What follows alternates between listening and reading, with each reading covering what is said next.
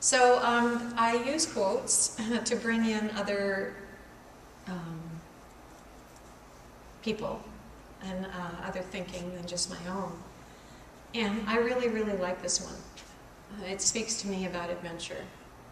Seek out that particular mental attribute which makes you feel most deeply and vitally alive, along with which comes the inner voice which says, "This is the real me." And when you found that attitude, follow it. Follow it. How many of you know that you've settled at different times for comfort, feeling comfortable, and making sure there's certain things in place instead of listening to that inner voice that knows, this is who I want to be. This is how I want to be in my life. Thornton Wilder said, when you're safe at home, you wish you were having an adventure. When you're having an adventure, you wish you were safe at home. Isn't that charming?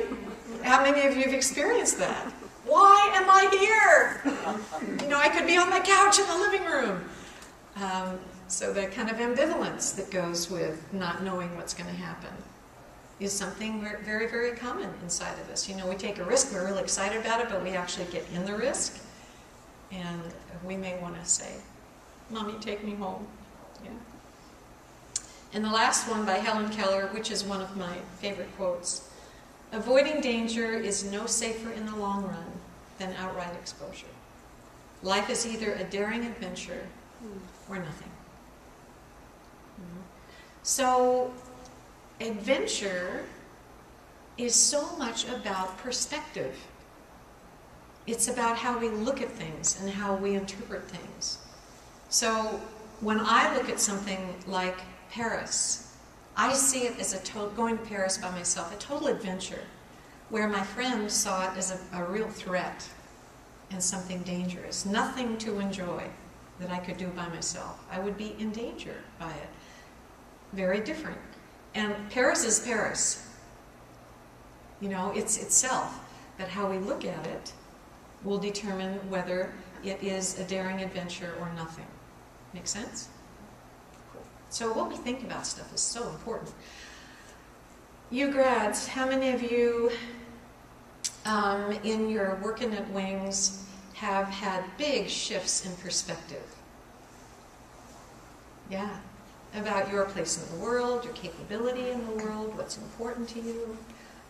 That's a lot of what this work is all about. Number one, to know what I believe and what impact it has in my life. And if things aren't working, to be able to shift it so it is what I want in my life. One of the most memorable adventures in my life was the day that JFK died. I was in school in New York City, and a teacher came in, and I'm wondering what happened to her. She looked like somebody died. So she announced it to class, and we were all let go. And why I say it was an adventure is New York City was a whole different city. The buildings were the same, but the people, it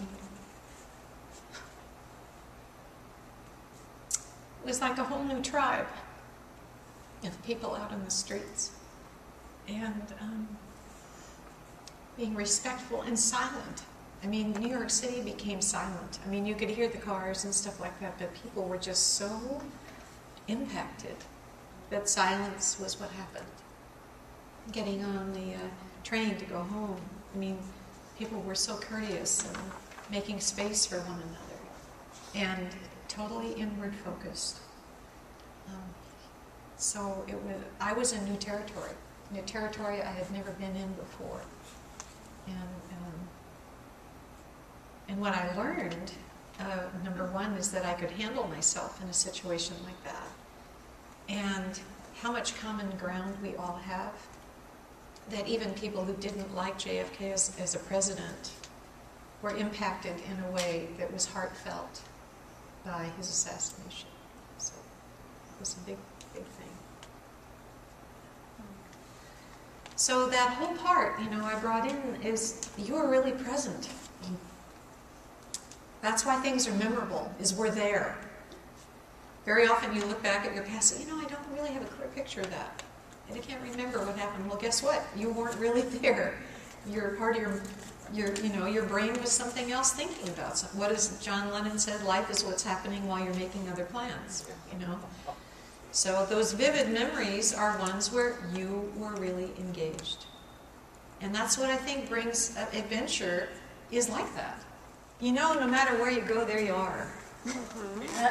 That's a great Buddhist thing. But what this is really telling us is simply the beliefs we have about adventures and the beliefs we have about everyday lives. You know, so because I believe this about adventures, I give myself this experience. I let myself go a little crazy, you know, and I don't think anybody's going to laugh at me when I do it. So it's really, we just pulled out definitions that we hold in our minds that is kind of common ground, shared about that. So no wonder that in our everyday life we feel trapped, because we think that's what it's about. Is this making sense? You know, when I'm inside a definition, that's what I see, and I'll gather data to support it. You know, when I'm in another definition context, I'll gather the evidence to support that. Now, have you ever been on an adventure with somebody who brought this kind of thinking to it? Yes. Yes. How much fun is that? Not my sister. She's awesome. No, but there's some people that have rigid time schedules, and you know, we got to get to do this. We have to do.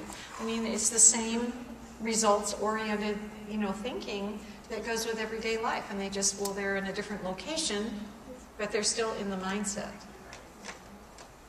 Okay, all right. So we did the difference. Now, what adventures you want to take and haven't? How many of you had several? Great. All right. How many of you had more than several? Okay. We're doing just definitions here. I love that language thing. So we're going to do a mingle. A mingle is where you walk around the room and you just stand in front of somebody and you're going to share, how did I say it? An adventure that I want to take and haven't is, okay? So you're going to say that, and then you're going to say these magical words. I choose to do it. And I just want you to see what happens. This is all experiment, right?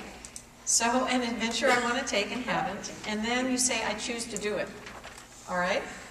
Yeah, that one. Okay? Ready, set, have an adventure. Let's see what it feels like.